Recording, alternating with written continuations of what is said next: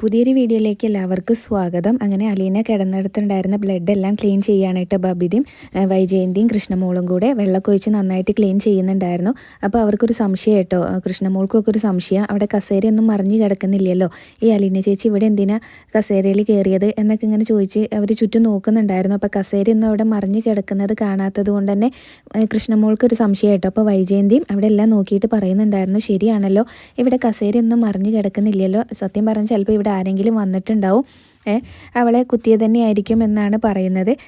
എന്തായാലും അലീന ചേച്ചി ഇങ്ങനെ പുറത്തുനിന്ന് അറിയാത്ത ആരെങ്കിലും വന്നിട്ടുണ്ടെങ്കിൽ വാതിൽ തുറക്കാറില്ല, ലോക്ക് ചെയ്തിടാറാണല്ലോ എപ്പോഴും പതിവ് എന്ന് കൃഷ്ണമോൾ പറയുമ്പോൾ വൈജയന്തി പറയാണ് അവൾക്ക് അറിയുന്ന ആരെങ്കിലും തന്നെയായിരിക്കും, അപ്പോൾ അവൾ എന്തായാലും ഡോറ് തുറക്കുമല്ലോ എന്ന് പറയൂ കേട്ടോ.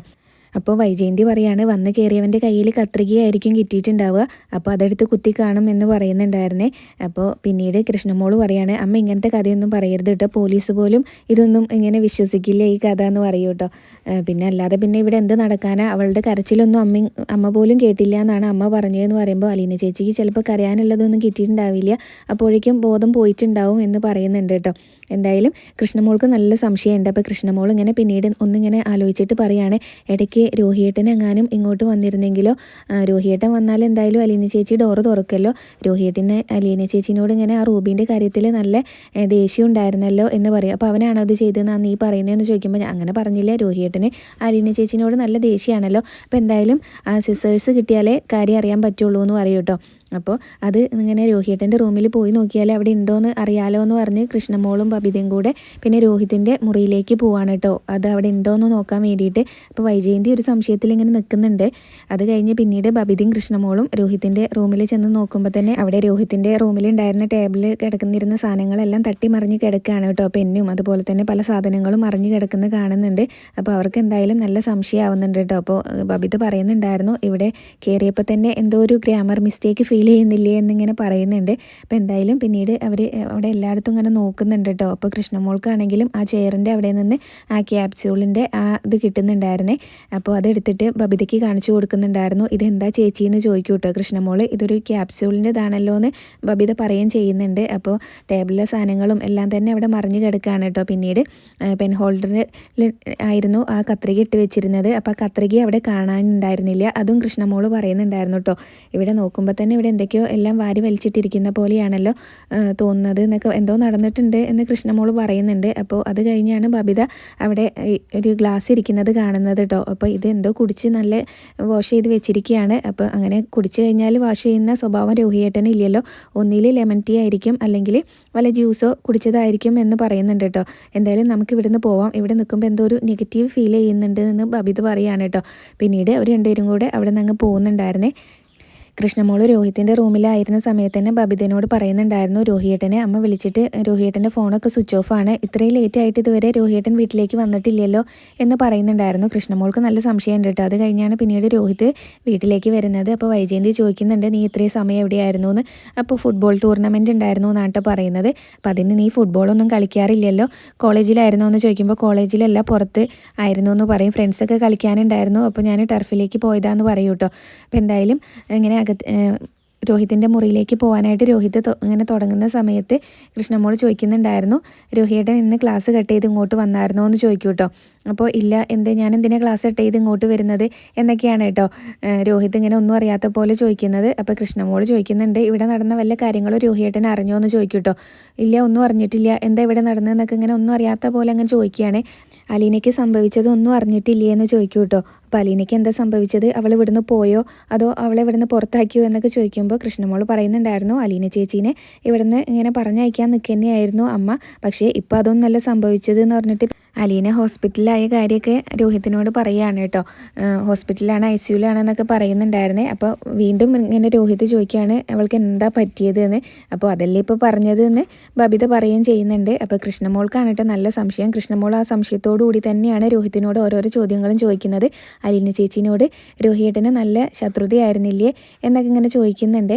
അപ്പോൾ അവളോട് ശത്രുത ഉണ്ടാവാൻ അവളാരാ ഇവിടുത്തെ വില്ലനോ എന്നിങ്ങനെ രോഹിത് ചോദിക്കുന്നുണ്ടായിരുന്നു. ഇവൾക്ക് എന്താ പറ്റിയത്, ഇവളുടെ കിളി പോയോ എന്നൊക്കെ ഇങ്ങനെ വൈജയന്തിനോട് പിന്നെ ഇങ്ങനെ രോഹിത് ചോദിക്കുകയാണ് കേട്ടോ. ഒന്നും അറിയാത്ത പോലെ നിന്ന് അഭിനയിക്കുന്നുണ്ട്, എന്നാലും ഉള്ളിൽ നല്ല പേടിയുണ്ട് കേട്ടോ രോഹിത്തിന്. പിന്നീട് കൃഷ്ണമോളാണെങ്കിലും പറയുന്നുണ്ടായിരുന്നു, ഇന്ന് രോഹിയേട്ടൻ ക്ലാസ് കട്ട് ചെയ്തിട്ടുണ്ടോ എന്ന് അറിയാൻ വേണ്ടിയിട്ട് ഇങ്ങനെ കോളേജിൽ പോയി ചോദിച്ചാൽ മതി എന്ന് പറയൂ കേട്ടോ. ഇവിടുത്തെ പോലീസിന് വരെ രോഹിയേട്ടന് സംശയം ഉണ്ടെന്ന് പറയും. അപ്പോൾ അത് കേൾക്കുമ്പോൾ തന്നെ രോഹിത്തിന് ഇങ്ങനെ ആകെ ഒരു പേടിയൊക്കെ ആവുന്നുണ്ട് കേട്ടോ. എന്തായാലും പിന്നീട് വൈജയന്തി പറയുന്നുണ്ടായിരുന്നു, നീ ഇങ്ങനെ അവനെ ചോദ്യം ചെയ്യാൻ നിൽക്കണ്ട, അവനെ ചോദ്യം ചെയ്യണമെങ്കിൽ ഒന്നുമില്ല ഞാനിവിടെ ഉണ്ട്, അല്ലെങ്കിൽ നിൻ്റെ അച്ഛൻ ചോദ്യം ചെയ്തോളും, നീ നിൻ്റെ പണി നോക്ക് കൃഷ്ണമോളെ എന്ന് പറയും കേട്ടോ. അപ്പോൾ ഞാനായിട്ടൊന്നും പറയാൻ നിൽക്കുന്നില്ല, പോലീസ് വന്ന് ചോദിച്ചാൽ നടന്നത് അതുപോലെ അങ്ങ് പറഞ്ഞേക്കണം എന്ന് പറഞ്ഞിട്ട് കൃഷ്ണമോൾ അവിടെ നിന്ന് അങ്ങ് പോവാണ് കേട്ടോ. അത് കഴിഞ്ഞ് ബബിതയും ചോദിക്കുന്നുണ്ടായിരുന്നു കേട്ടോ, നിനക്ക് അലീനയോട് ഇങ്ങനെ നല്ല ശത്രുതയായിരുന്നില്ലേ എന്നൊക്കെ ഇങ്ങനെ ചോദിക്കുന്നുണ്ടായിരുന്നേ. അപ്പോൾ ഇവിടെ നീ ക്ലാസ് കട്ട് ചെയ്ത് വന്നിട്ടില്ലേ എന്ന് ബബിതയ്ക്ക് ഒരു സംശയമാണ് കേട്ടോ. അപ്പോൾ വന്നിട്ടില്ല എന്ന് തന്നെയാണ് രോഹിത് പറയുന്നത്. അപ്പോൾ എന്തായാലും ഞാൻ റൂമിലേക്ക്, അപ്പോൾ റൂമിൽ ഇങ്ങനെ സാധനങ്ങളൊക്കെ ഇങ്ങനെ വലിച്ചു വാരി ഇട്ടിരിക്കുകയാണല്ലോ, അപ്പോൾ അത് കണ്ട കാര്യം പറയുന്നുണ്ടായിരുന്നു. അപ്പോൾ രോഹിത് പറയും, എൻ്റെ റൂമിൽ ഞാനൊന്നും ഇങ്ങനെ പെറുക്കി വെക്കാറൊന്നുമില്ല, എനിക്ക് തോന്നുന്ന പോലെയാണ്, എന്തായാലും ഞാൻ റൂമിലേക്ക് പോവാണെന്ന് പറഞ്ഞിട്ട് വൈജയന്തിനോട് പറഞ്ഞിട്ടാട്ടോ രോഹിത് പോകുന്നത്. അത് കഴിഞ്ഞ് പിന്നെ ബാലചന്ദ്രനെയും മനുവിനെയാണ് കാണിക്കുന്നത്. അപ്പോൾ അലീനനെ റൂമിലേക്ക് മാറ്റുമോ എന്നൊക്കെ ഇങ്ങനെ ബാലേന്ദ്രൻ ചോദിക്കുമ്പോൾ ഇനിയിപ്പോൾ ഇന്ന് മാറ്റില്ല, അലീന പോസ്റ്റ് ഓപ്പറേഷൻ ICUലാണെന്ന് പറയുന്നുണ്ട് കേട്ടോ. ഇനിയിപ്പോൾ നാളെ എങ്ങാനും റൂമിലേക്ക് മാറ്റിണ്ടാവുള്ളൂ എന്ന് പറയാണ്. അങ്കിൾ എന്തായാലും ഉറക്കമൊഴിച്ച് ഇവിടെ ഇരിക്കേണ്ട, അങ്കിൾ വീട്ടിലേക്ക് പോയിക്കോ, ഞാനിവിടെ നിന്നോളാം എന്ന് പറയുമ്പോൾ മനുവിന് നാളെ ജോലിക്ക് പോകേണ്ടതെന്നൊക്കെ ചോദിക്കുമ്പോൾ അത് ലീവ് എടുക്കാം, അലീനയ്ക്കും വേണ്ട ആരെങ്കിലുമൊക്കെ, ആരുമില്ലാത്ത കുട്ടിയല്ലേ എന്നൊക്കെ ഇങ്ങനെ മനു പറയുന്നുണ്ട് കേട്ടോ. അപ്പോൾ എന്തായാലും പിന്നീട് ബാലേന്ദ്രൻ തിരിച്ച് പോവുകയാണ്. അത് കഴിഞ്ഞ് പിന്നീട് രോഹിതാണെങ്കിലും റൂമിൽ വന്നിട്ട് അവിടുത്തെ സാധനങ്ങളെല്ലാം അടുക്കി പെറുക്കി വെക്കുന്നുണ്ട് കേട്ടോ. ആകെ ഒരു ടെൻഷൻ അടിച്ചാണ് എല്ലാം ചെയ്യുന്നത്. ബെഡിലുണ്ടായിരുന്ന ബ്ലാങ്കറ്റും എല്ലാം തന്നെ മടക്കി ഇങ്ങനെ ഒതുക്കിയൊക്കെ വെക്കുന്നുണ്ടായിരുന്നേ. അത് കഴിഞ്ഞ് അവിടെ താഴെ ഇങ്ങനെ അലീനയുടെ മുടി എന്തോ കയ്യിൽ കിട്ടുന്നുണ്ട് കേട്ടോ, അതൊക്കെ എടുത്ത് പുറത്തേക്ക് ഇടുന്നുണ്ടായിരുന്നു. പിന്നെ ഹരീനെ വിളിക്കുകയാണ് കേട്ടോ, നല്ല പേടിയിലാണ് വിളിക്കുന്നത്, ശബ്ദത്തിനൊക്കെ നല്ല പതർച്ചയുണ്ട് കേട്ടോ. ഹരീനെ വിളിച്ചിട്ട് ചോദിക്കുന്നുണ്ട്, നീ എവിടെയാണെന്ന് ചോദിക്കും. അപ്പോൾ ഹരി വീട്ടിലേക്കൊന്നും പോയിട്ടില്ല കേട്ടോ, പുറത്താണെന്ന് പറയുന്നുണ്ടായിരുന്നു. അപ്പം നീ വീട്ടിലെത്തിയോ എന്ന് ചോദിക്കും. അപ്പോൾ ഞാനിപ്പോൾ റൂമിലുണ്ട്, ഈ റൂമിലേക്ക് വന്ന് കയറുമ്പോൾ തന്നെ അവളിങ്ങനെ എന്നാ പണിയെ കാണിച്ചത് അതിങ്ങനെ മനസ്സിലേക്ക് വരികയാണെന്ന് പറയുമ്പോൾ ഹരി പറയുകയാണ്, നീ ഇപ്പം അതൊന്നും ഓർക്കണ്ട എന്ന് പറയൂ കേട്ടോ. എന്തായാലും നിന്നെ അവിടെ ആർക്കും സംശയമില്ലല്ലോ എന്നൊക്കെ ഇങ്ങനെ ഹരി ചോദിക്കുന്ന സമയത്ത് ചെറുതായിട്ടൊരു സംശയം ഉണ്ട് എന്ന് പറയൂ കേട്ടോ. ഞാനിങ്ങനെ ക്ലാസ് കട്ട് ചെയ്ത് ഇവിടെ വന്നുകൊണ്ട് എനിക്ക് നല്ല പേടിയുണ്ട് എന്ന് പറയുകയാണ്. അപ്പോൾ എന്തായാലും പിന്നീട് ഹരി ചോദിക്കുന്നുണ്ടായിരുന്നു, എന്നെ ആർക്കെങ്കിലും സംശയം ഉണ്ടോ എന്ന്. അപ്പോൾ ഇതുവരെ ഇല്ല, ഇനിയിപ്പോൾ സംശയം ഉണ്ടാവുമോ എന്ന് പറയാനും പറ്റില്ല എന്ന് പറയുന്നുണ്ട്. അപ്പോൾ നീ ഇങ്ങനെ മണ്ടത്തരൊന്നും വിളിച്ച് പറയാതിരുന്നാൽ മതി എന്ന് പറയുകയാണ് കേട്ടോ. അലീന അങ്ങനെ മൊഴി കൊടുത്തുകൊണ്ട് നമ്മൾ രക്ഷപ്പെട്ടില്ലേ, ഇനി പേടിക്കാനൊന്നും ഇല്ല എന്നാണ് ഹരി പറയുന്നത്. അപ്പോൾ അവളിങ്ങനെ പോലീസിന് അങ്ങനെ മൊഴി കൊടുത്തെങ്കിലും അച്ഛനോട് അവൾ സത്യം തുറന്ന് പറഞ്ഞിട്ടുണ്ടെങ്കിലോ എന്ന് ചോദിക്കുമ്പോൾ ഹരി പറയാണ്, അങ്ങനെ ഒരു പ്രശ്നം ഉണ്ടല്ലേ, ഇനിയിപ്പോൾ അവൾ അച്ഛനോടെല്ലാം തുറന്ന് പറഞ്ഞിട്ടുണ്ടെങ്കിൽ നീ അച്ഛൻ്റെ കാലിലേക്ക് അങ്ങ് വീണോണം കേട്ടോ, അല്ലാതെ വേറെ മാർഗ്ഗമില്ല എന്ന് പറയാണ് കേട്ടോ.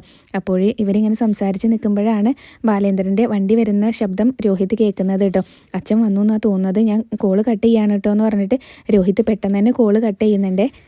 പിന്നീട് ഡോക്ടർ ശർമ്മയാണെങ്കിൽ ഡ്യൂട്ടി എല്ലാം കഴിഞ്ഞ് വീട്ടിലേക്ക് പോകാനായിട്ട് ഇറങ്ങുകയാണ് കേട്ടോ. അപ്പം മനു അയാളുടെ അടുത്തേക്ക് വന്നിട്ട് പറയുന്നുണ്ടായിരുന്നു, ഞാൻ അലീനയുടെ ബൈസ്റ്റാൻഡർ ആണെന്ന് പറയൂ കേട്ടോ. അപ്പോൾ ബാലേന്ദ്രൻ്റെ കൂടെ കണ്ടിരുന്നു, ഇയാൾ ഇങ്ങനെ റിലേറ്റീവ് അല്ലേ എന്ന് ചോദിക്കുന്നുണ്ട്. അപ്പോൾ ഇടയ്ക്ക് കടപ്പാട്ടൂർ വീട്ടിൽ വന്ന് തിരിച്ചു പോകുന്നതൊക്കെ ഞാൻ കണ്ടിട്ടുണ്ട് എന്ന് പറയൂ കേട്ടോ.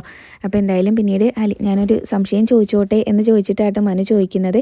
അപ്പോൾ അലീന ഇങ്ങനെ കസേരയിൽ കയറിയിട്ട് ഇങ്ങനെ വീണതാണെങ്കിലും മറ്റെന്തെങ്കിലും പരിക്ക് കാണേണ്ടതല്ലേ എന്നൊക്കെ ഇങ്ങനെ ഒരു സംശയത്തോടു കൂടി ചോദിക്കുകയാണ് കേട്ടോ. അപ്പോൾ ഇയാൾക്ക് എന്താ ഇപ്പം അങ്ങനെ ഒരു സംശയം വരാൻ കാരണം എന്ന് പറയും, അല്ല നമ്മളെല്ലാവരും ഇങ്ങനെ കുത്തിമുറിവായ അതിലേക്ക് ഫോക്കസ് ചെയ്യുമ്പോൾ മറ്റെവിടെയെങ്കിലും എന്തെങ്കിലും പറ്റിയിട്ടുണ്ടെങ്കിലോ എന്നറിയാൻ വേണ്ടിയിട്ടാണെന്ന് പറയും.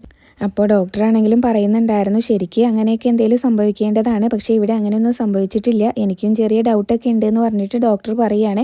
അലീനയ്ക്ക് സർജറിക്ക് മുന്നേ ഇങ്ങനെ ചെറുതായിട്ട് മാത്രമേ അനസ്തേഷ്യ കൊടുത്തിട്ടുണ്ടായിരുന്നുള്ളൂ, ആ മയക്കം പെട്ടെന്ന് തന്നെ വിടേണ്ടതാണ്, പക്ഷേ ഇപ്പോഴും പേഷ്യൻ്റ് ഇടയ്ക്കിടയ്ക്ക് ഇങ്ങനെ മയങ്ങി പോവുകയാണ്.